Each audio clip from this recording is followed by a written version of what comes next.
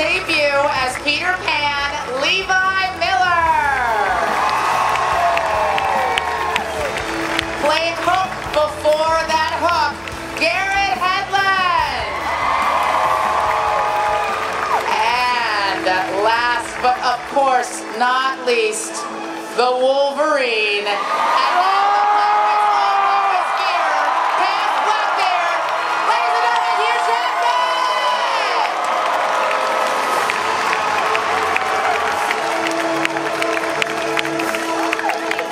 Welcome everybody. Hi. Hey guys. Hey everyone. The little bit of footage we saw looks really, really beautiful, and I think a lot of us feel like we know this world. We know the world of Peter Pan. We've seen films. We've read the books. So I really want to hear how this specific immersive world that you've created, this Neverland, is going to be different from the ones that we've seen in the past. Well, it's really sort of Peter Pan for 2015, and it's a complete reframing of the story as we know it and love it. It's a big world, and it's beautiful and bold, and this is all an origin story of how Peter became Pan. How fantastic. Tell me quickly, guys, what you thought of Joe's vision for this world when he first articulated it to you. Levi, why don't we start with you? It was an absolutely beautiful script, and when I met Joe and I spoke with Joe at the rehearsal stage, it was...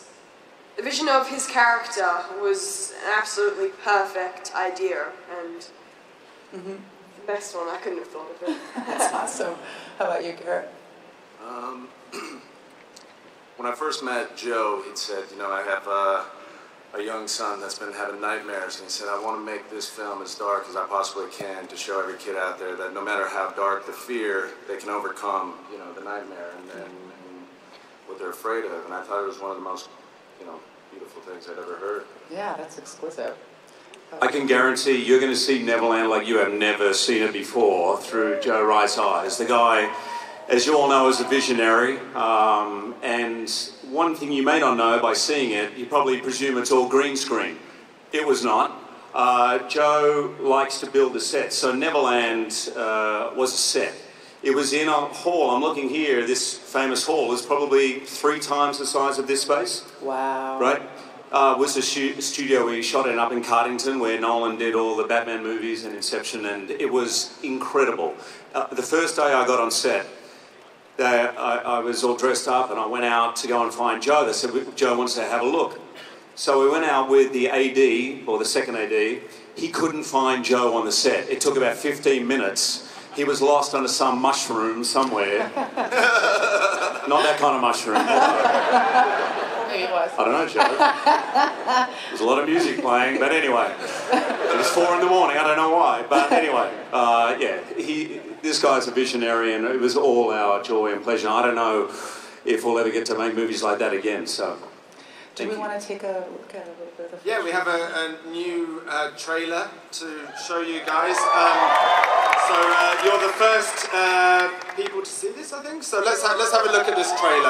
Such a different vision for this world, a different vision for how all the factors in Neverland come together and break apart, and it looks incredible. I guess also Hugh mentioned that you built huge practical sets, and I wonder if that was something that you decided to do early on in the creative process, or if once you started to figure out how you were going to shoot the film, it made more sense to go with practical sets versus green screen and CGI, which most people would do for economy. No, I'm not sure that it would have been less expensive doing it in CGI. And the really big set was the forest, and a lot of action takes place there with the village and everything. And I just felt that it would give us more of an immersive experience making the movie.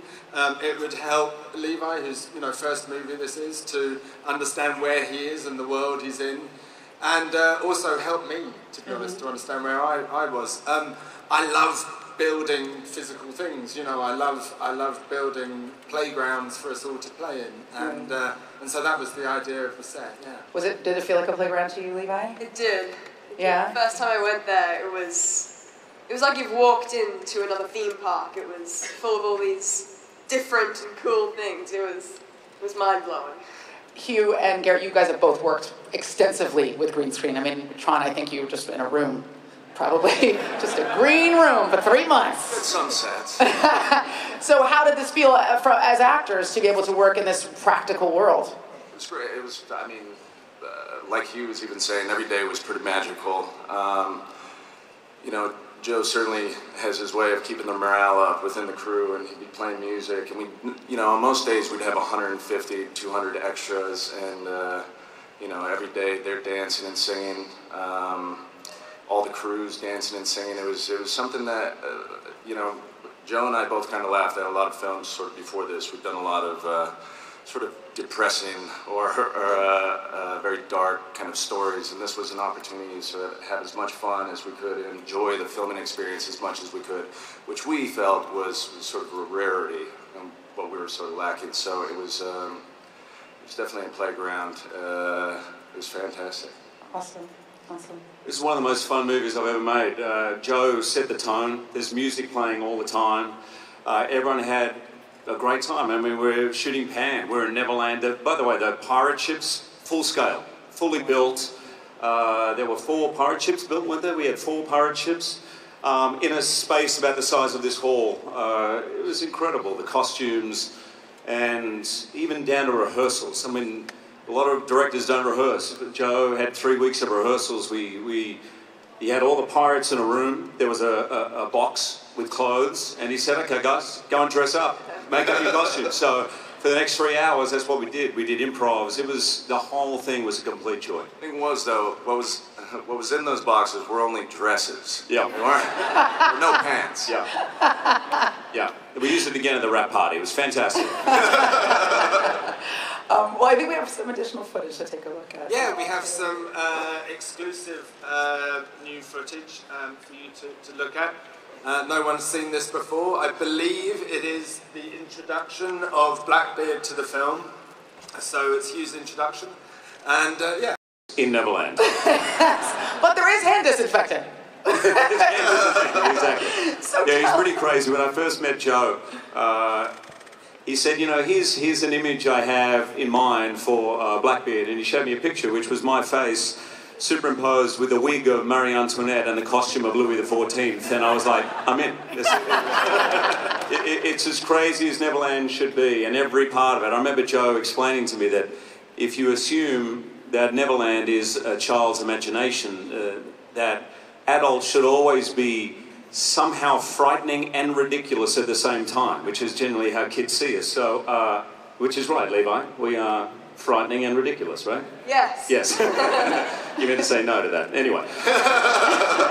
But it was all Joe's sort of world and his vision from beginning to end. It's exciting also to see the fearsome pirate being someone other than Hook. I mean, Hook is really sympathetic. You can see, at least in this beginning part of it, that he's a different guy. So it'll be interesting to fall in love with someone who we've spent all this time hating in this context. Seems pretty sweet, your Hook.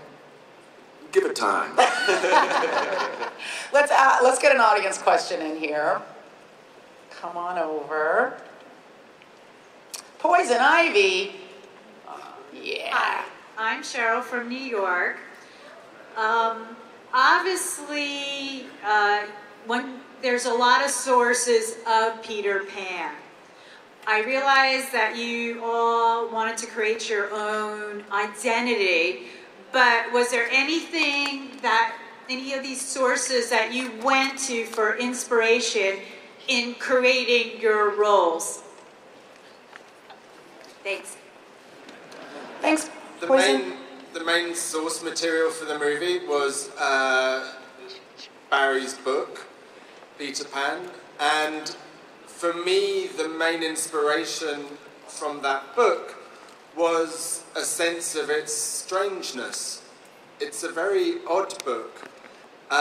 It doesn't underestimate the children's intelligence and is quite dark.